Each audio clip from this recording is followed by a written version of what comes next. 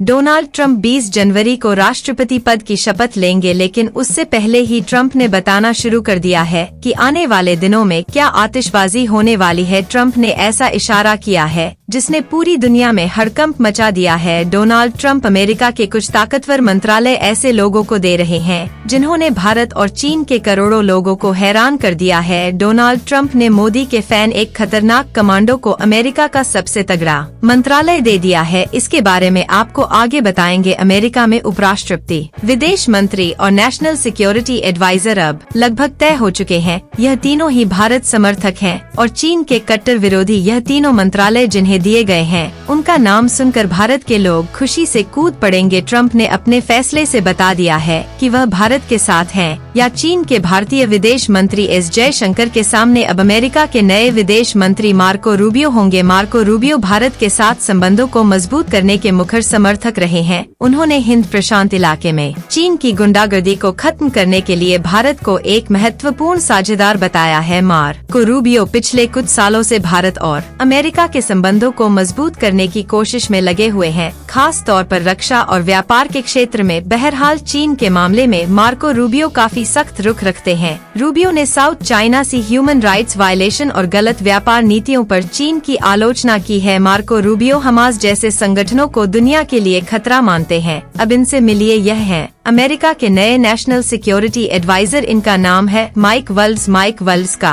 PM Modi के साथ जबरदस्त कनेक्शन है। माइक वल्स को भी चीन का विरोधी और भारत समर्थक माना जाता है। माइक वल्स चीन पर अमेरिका की निर्भरता कम करने से जुड़े कई विधेयकों का समर्थन कर चुके हैं। माइक वल्स अमेरिकी सेना की स्पेशल यूनिट फोर्स में ग्रीन बेरे कमांडो रह चुके हैं। वल्स तालिबान के साथ अफगानिस्तान में जंग भी लड़ चुके हैं। माइक वल्स इंडिया कॉकस से भी जुड़े हुए हैं। इंडिया कॉकस अमेरिकी सांसदों का एक ग्रुप है जो भारत और अमेरिका के बीच संबंधों को मजबूत बनाने का काम करता है। आपको याद होगा कि साल 2023 में प्रधानमंत्री नरेंद्र मोदी ने अमेरिकी कांग्रेस के जॉइंट सेशन को संबोधित किया था। पीएम मोदी के उस भाषण की व्यवस्था में माइक वल्स का बड़ा रोल था। माइक वल्स ने ही अमेरिकी संसद के स्पीकर से पीएम मोदी को आमंत्रित करने की अपील की थी। अब डोनाल्ड ट्रंप की तीसरी पसंद भी देख लीजिए। इन्हें तो आप जानते ही हैं, यह होंगे अमेरिका के उपराष्ट्रपति जेडी वांस। जेडी वांस को तो प्यार से भारत का दामाद तक बोला जाता है। जेडी वांस ने भारतीय मूल की उषा चिलुकुरी से शादी की है। जेडी वांस भी भारत समर्थक माने जाते हैं और हिंदू धर्म से काफी प्रभावित भी हैं। इन तीनों के अलावा भी डोनाल्ड ट्रंप की कैबिनेट में कई ताकतवर भारतीय मूल के नेता हो सकते हैं, जिनमें विवेक रामास्वामी और रो खन्ना शामिल है।